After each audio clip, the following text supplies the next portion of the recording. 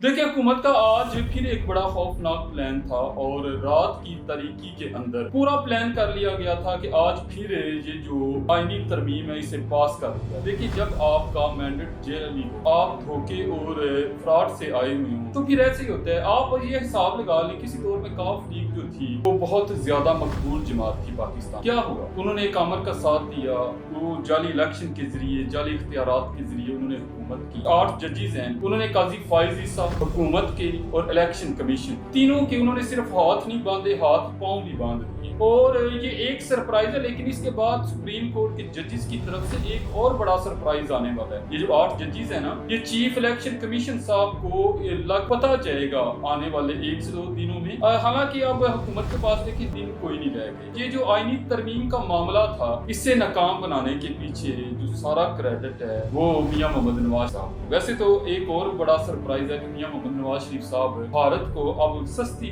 बिजली बना कर सेल किया करेंगे, बेचा करेंगे। देखें, दिन रह गए हैं पीछे 5। अगर हुकूमत और चीफ इलेक्शन कमीशन और उनको जो पीछे से हैंडल कर रहे हैं उन्होंने ज्यादा मुजामत की तो हर चीज बिगड़ जाएगी। इस वक्त एस्टेब्लिशमेंट के पास एक रास्ता है कि वो जस्टिस मंसूर अली शाह साहब के साथ डील करें, बातचीत शुरू करें। वगरना ये जो वक्त है बातचीत का, ये भी घंटों के हिसाब से खत्म हो, सोमवार मंगल तक ये वक्त खत्म हो जाएगा।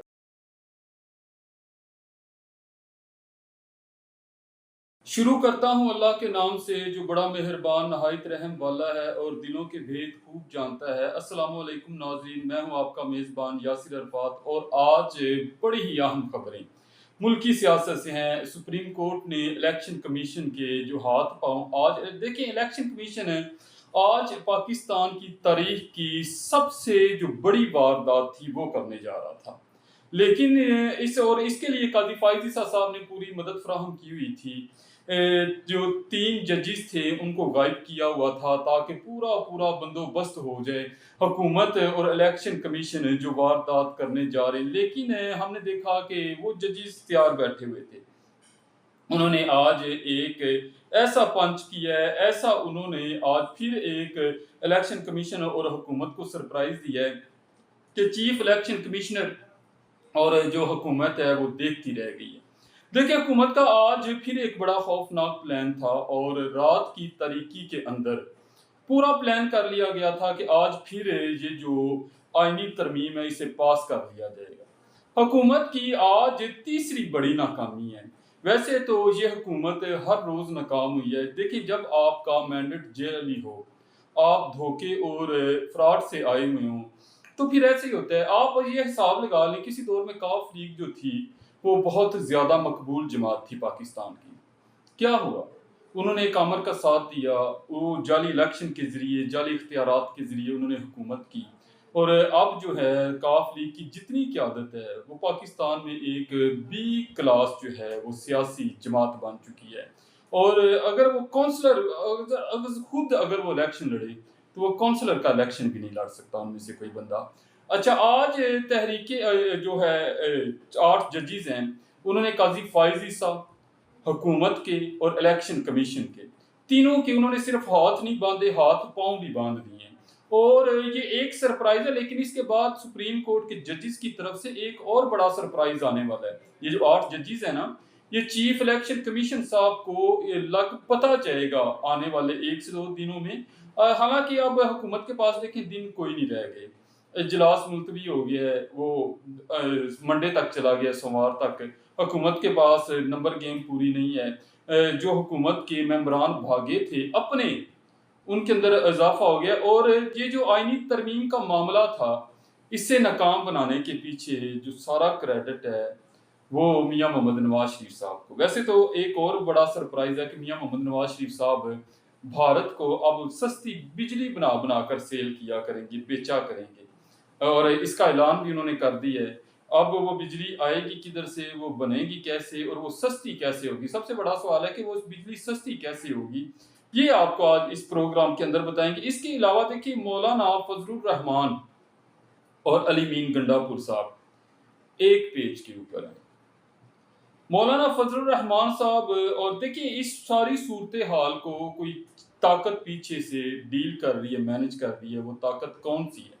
वो ताकत अली मीन गंडापुर साहब और मौलाना फजलुर रहमान साहब के साथ एक ही टाइम के अंदर राब्ते में।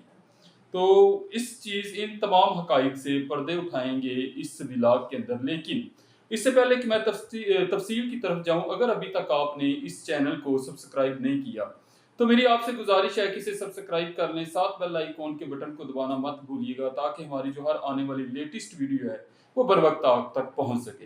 अच्छा, सबसे पहले शुरू करते हैं आज जो सुप्रीम कोर्ट के जजेस ने किया है फैसला। ये एक वजाहत जारी की है और अभी मजीद वजाहतें पड़ी हुई हैं। ये वजाहत होगी बेसिकली चीफ्स के मुतल्लिक। ये मैं लफ्ज़ चीफ यानी कि सिंगल नहीं यूज कर रहा, ये चीफ्स के मुतल्लिक होगी। और ये अगर आप देखें, दिन रह गए हैं पीछे 5, अगर हुकूमत और चीफ इलेक्शन कमीशन और उनको जो पीछे से हैंडल कर रहे हैं उन्होंने ज्यादा मुजामत की तो हर चीज बिगड़ जाएगी।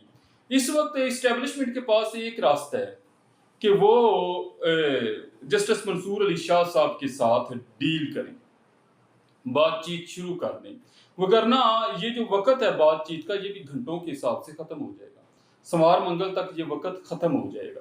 उससे पहले पहले हर सूरत इस्टेब्लिशमेंट को इमरान खान, तहरीक इंसाफ, मौलाना फजलुर रहमान, JUI इन और इस जो सुप्रीम कोर्ट है इनके साथ डील करना होगी, इनको एतमाद में लेना होगा। बसूरत दीगर मामलात बहुत बहुत बहुत बिगड़ जाएंगी।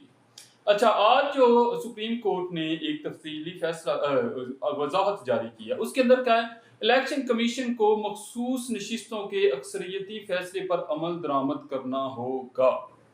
अच्छा, आज बेसिकली वारदात जो हुकूमत ने डालनी थी इलेक्शन कमीशन के साथ मिलकर, वो ये थी कि आज फौरी तौर पर ये जो नशिस्तें हैं, जैसे कि स्पीकर जो कौमी असम्बली हैं सरदार रियाज सादक साहब, वो हुकूमत के अंपायर बने हुए हैं, तो उन्होंने पूरी वारदात करने की कोशिश की कि खत लिखे गए पार्लियामेंट की तरफ से, पार्लियामेंट की सुपरमेसी उसमें के अंदर बताई गई और कहा गया कि आप ये जो सीटें हैं ये हुकूमत को दे दें माले गनीमत के तौर पर।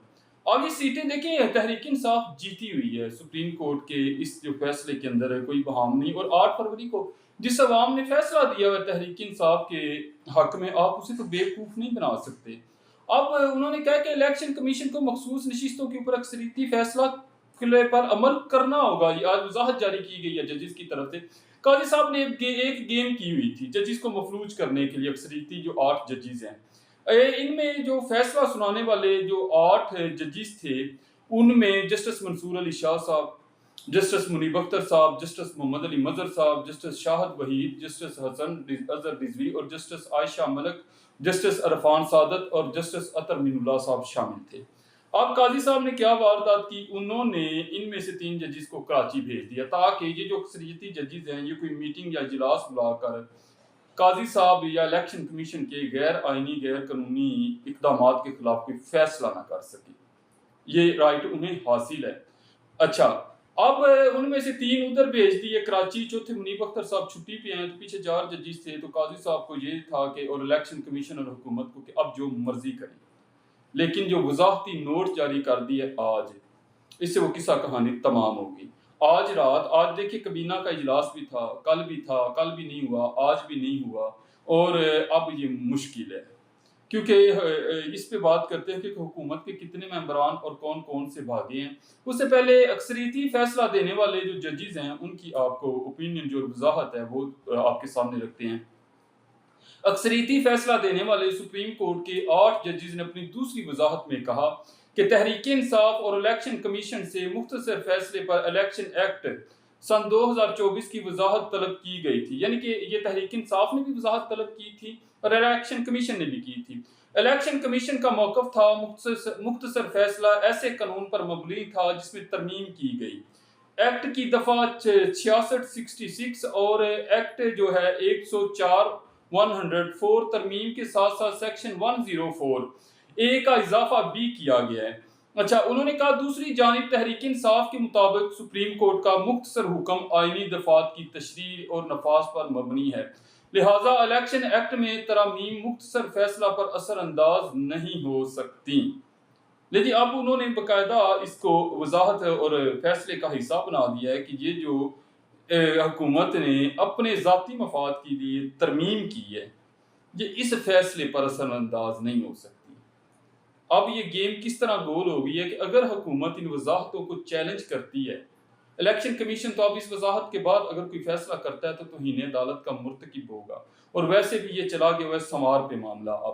अब इजलास सोमवार को होगा। अगर सोमवार को भी बेनतीजा ख़त्म होता है तो फिर हो गई जाएगी 22 से 23 तारीख। काजी साहब अलविदा और उसके बाद हुकूमत भी अलविदा। अच्छा, अब अगर कोई फैसला इस वजाहत को चैलेंज करने के लिए भी हुकूमत के पास टाइम कोई नहीं, वक्त कोई नहीं।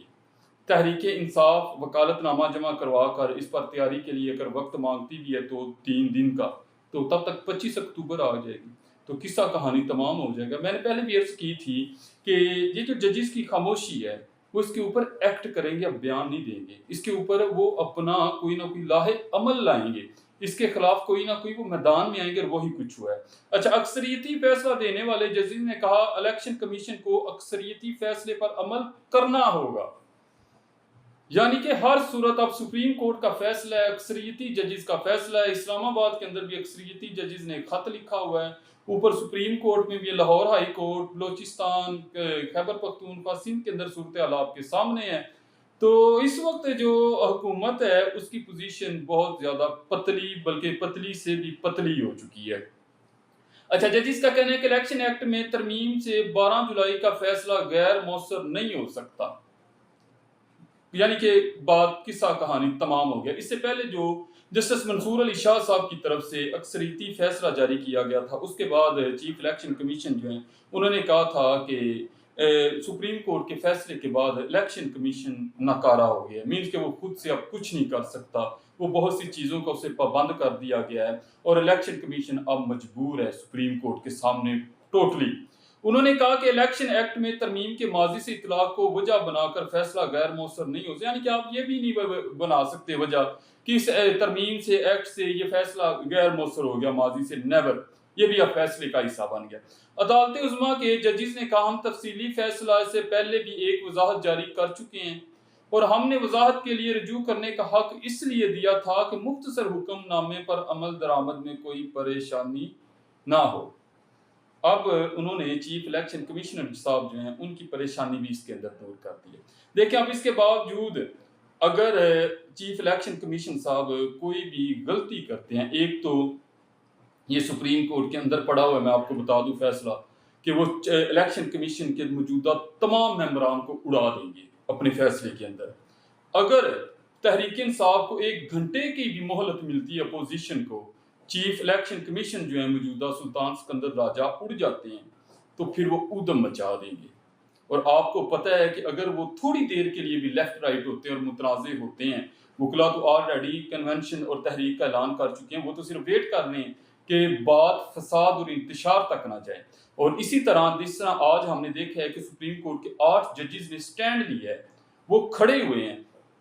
उससे पहले देखें, ये खबरें चलवाई जा रही थी पाकिस्तान की मेन स्ट्रीम मीडिया के ऊपर। आपको पता है हुकूमत किस तरह खबरें, पाकिस्तान का मीडिया कौन सा हकाइक दिखाने के लिए, वो तो दिहाड़ियां लगाने के लिए बातें होती हैं, जिधर से पैसे मिले उसके हक में खबर चला दी। तो जजेस के इस्तीफे के ऊपर प्रोग्राम किए जा रहे थे कि जजेस इस्तीफा दे रहे हैं, ये कर। आज जो जजेस ने किया है इनमें से कोई भी इस्तीफा नहीं देने जा रहा और ये डट कर खड़े हैं और इन्होंने एंड तक डट के खड़े ही रहना है। और अगर अब हुकूमत कोई भी गलती करती है, मिस्टेक करती है किसी भी सूरत की, तो फिर हुकूमत का जो अंजाम है वो सबके सामने होगा।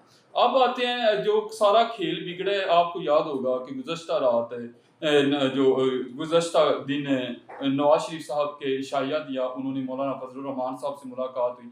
उसके बाद गुज़श्ता जो रात है तहरीक इंसाफ के वक्त की मुलाकात, इसके बाद मौलाना साहब ने हुकूमत को बड़ा आड़े हाथों लिया।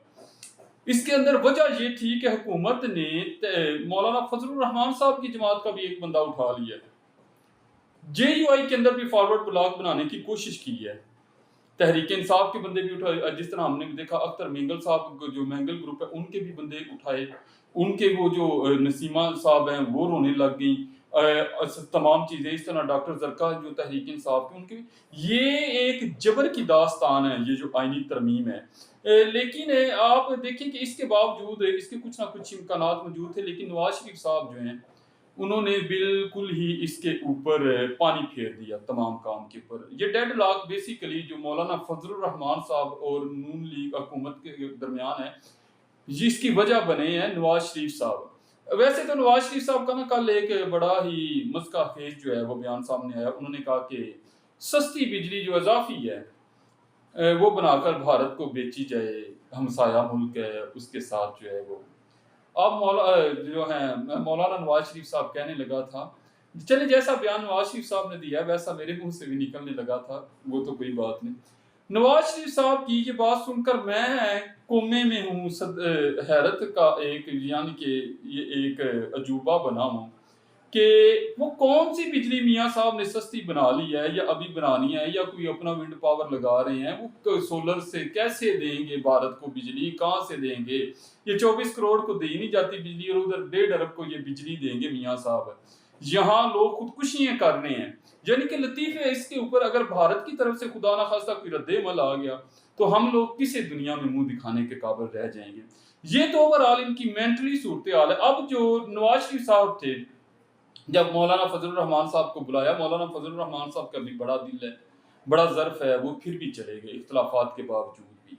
अब जब वो मिले नवाज शरीफ साहब से तो वो देखें वहां पर डेडलॉक हुआ। नवाज शरीफ साहब किसी भी सूरत आईनी अदालतों से पीछे हटने को तैयार नहीं थे और इसके ऊपर उन्होंने कहा जी ये होगा। उसके बाद जजिस का जो पैनल था उससे भी पीछे नहीं हटे, फिर फौजी अदालतों से भी पीछे नहीं हटे, यानी कि जो सिविलियन है जैसे तैसे उनके ऊपर केस करके उन्हें फौजी अदालतों में डालकर और खूब रगड़ा दिया जाए। इसके बाद जो आईनी अदालत के सरबराह के तौर पर भी नवाज शरीफ साहब के दिल में जो ख्वाहिश मचल रही थी वो काजी फाइज ईसा साहब की थी। अब इनके ऊपर मौलाना साहब ने देखिए, आप एक बंदे को घर बुला रहे हैं और उसके सामने फिर वही बातें कर रहे हैं जिसके ऊपर वो नाराजगी का इजहार कर चुके हैं। तो इसके ऊपर जो मौलाना फजलुर रहमान साहब है उन्होंने कहा कि जनाब आप ऐसा करें कि पहले जस्टिस मंसूर अली शाह साहब का नोटिफिकेशन जारी कर दें। इसके ऊपर मियाँ साहब फरमाते हैं जी हम इस पर सोचेंगे, देखेंगे। आप उन्होंने यकीन दहानी करा दिया कि हम इस मामले को देखेंगे। इससे फिर मियाँ जो मौलाना फजलुर रहमान साहब हैं वो बड़े दिल बर्दाश्ता हुए। उन्होंने कहा कि ये तो फिर वही खेल खेला जा रहा है, ये तो मीन्स के वही फ्रॉड और मक्कारी के जरिए अपना मतलब और वक्त निकालने की कोशिश कर रहे हैं। तो फिर मौलाना साहब जरा गुस्से में आए। फिर जब तहरीक इंसाफ वालों की मुलाकात हुई तो उसके बाद गुज़श्ता रात मौलाना साहब ने कहा अगर तुम बदमाशी करोगे तो फिर हम भी जब बदमाशी का जवाब बदमाशी से ही देंगे। और ये ज़बान जो है ये फिर हुकूमत को बड़ी समझ आई। लेकिन इसके बाद मौलाना जिससे फिर मुलाकातें की हुकूमती वफ्द ने, बिलावल साहब ने, शहबाज साहब ने रब्ता किया। बिलावल भुट्टो ने वैसे तहरीक इंसाफ के साथ भी रब्ता किया है। देखिए बिलावल भुट्टो को समझ कोई नहीं आ रही करना क्या है। नौकरी पक्की करने के चक्कर में वो गलती पर गलती करते जा रहे हैं और कोई मच्योर होने का वो सबूत दे नहीं रहे। उन्होंने आईनी अदालत को कभी मोहतरमा बेनज़ीर भुट्टो शहीद साहिबा के खाते डाल दिया, कभी मोहम्मद अली जिन्ना साहब के खाते में डाल दिया, कभी किसी जज के खाते में डाल दिया। समझ उन्हें भी कोई नहीं आ रही क्या करना है। अब जो पीपल्स पार्टी की श्री रहमान उन्होंने कहा कि ये जो आईनी तरमीम है इस ये कोई मजबूरी या जल्दबाजी नहीं, इसके ऊपर हमारा कोई डेडलॉक नहीं है, ये जब मर्जी हो जाए।